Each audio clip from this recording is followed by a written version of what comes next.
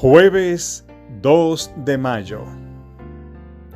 En el contexto de la lección de esta semana, titulada Fe contra todo pronóstico, en esta ocasión estudiaremos la obediencia, el fruto de la fe. Leamos Romanos 3 del 27 al 31, 6 del 15 al 18 y 8 del 1 al 2. ¿Qué nos enseñan estos versículos sobre la salvación solo por la justicia de Cristo? Romanos 3 del 27 al 31 dice: ¿Dónde pues está la jactancia? Queda excluida. ¿Por cuál ley? ¿Por la de las obras? No, sino por la ley de la fe. Concluimos, pues, que el hombre es justificado por fe sin las obras de la ley. ¿Es Dios solamente Dios de los judíos? ¿No es también Dios de los gentiles? Ciertamente, también de los gentiles. Porque Dios es uno, y Él justificará por la fe a los de la circuncisión, y por medio de la fe a los de la incircuncisión. Luego, por la fe, ¿invalidamos la ley? En ninguna manera, sino que confirmamos la ley. Romanos 6, del 15 al 18, dice: ¿Qué pues?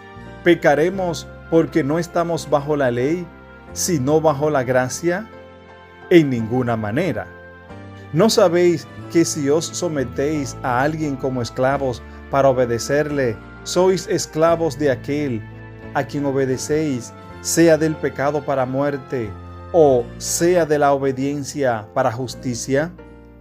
Pero gracias a Dios que, aunque erais esclavos del pecado, habéis obedecido de corazón a aquella forma de doctrina a la cual fuisteis entregados, y libertados del pecado, vinisteis a ser siervos de la justicia. Romanos 8:1 dice: Ahora pues, ninguna condenación hay para los que están en Cristo, los que no andan conforme a la carne, sino conforme al Espíritu. Romanos 8:2 dice: Porque la ley del Espíritu de vida en Cristo Jesús me ha librado de la ley del pecado y de la muerte. Un nuevo viento soplaba en la iglesia cristiana en los días de Lutero.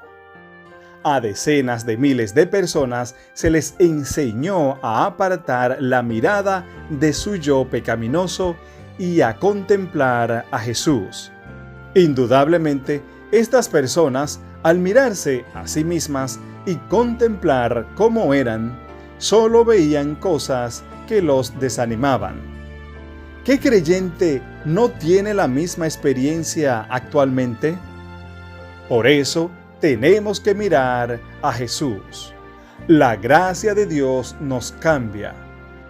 Cierto día, John Wesley asistió a una reunión morava en Londres.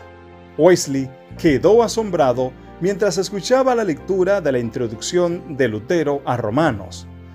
Por primera vez en su vida empezó a entender el Evangelio. Algo se conmovió en su interior y se sintió extrañadamente atraído por este Cristo que había dado su vida por él.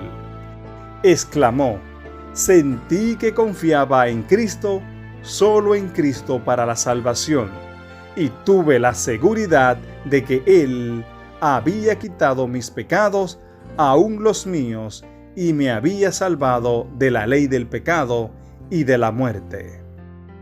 Leamos 1 de Pedro 2:2, 2 de Pedro 2:18, Colosenses 1:10 y Efesios 4 del 18 al 24.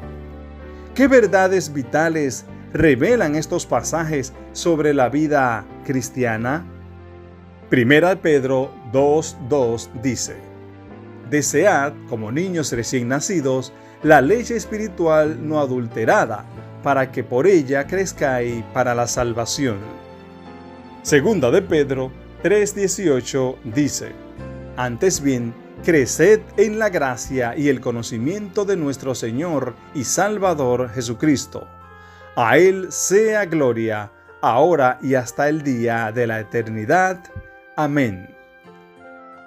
Colosenses 1:10 dice: Para que andéis como es digno del Señor, agradándole en todo, llevando fruto en toda buena obra y creciendo en el conocimiento de Dios.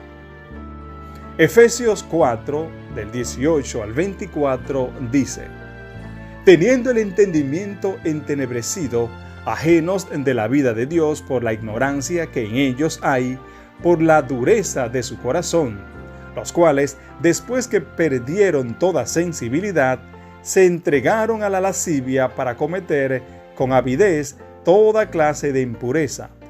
Mas vosotros no habéis aprendido así a Cristo, si en verdad le habéis oído, y habéis sido por él enseñados conforme a la verdad que está en Jesús. En cuanto a la pasada manera de vivir, despojaos del viejo hombre, que está viciado conforme a los deseos engañosos, y renovaos en el espíritu de vuestra mente, y vestíos del nuevo hombre, creado según Dios, en la justicia y santidad de la verdad. Los reformadores estudiaban sistemáticamente la palabra para descubrir más verdades. No contentos con el statu quo, ni con la experiencia religiosa rígida, con poco o ningún crecimiento, anhelaban constantemente conocer mejor a Cristo. Muchos cristianos de la Edad Media que creían en la Biblia pagaron un precio muy alto por su determinación. Fueron torturados, encarcelados, exiliados y ejecutados. Confiscaban sus propiedades, quemaban sus casas, asolaban sus tierras y perseguían a sus familias. Cuando los expulsaban de sus hogares, buscaban una ciudad cuyo arquitecto y constructor es Dios. Cuando los torturaban, bendecían a sus torturadores, y cuando languidecían en oscuras y húmedas mazmorras, reclamaban las promesas de Dios de un mañana mejor. Aunque su cuerpo estaba confinado, eran libres.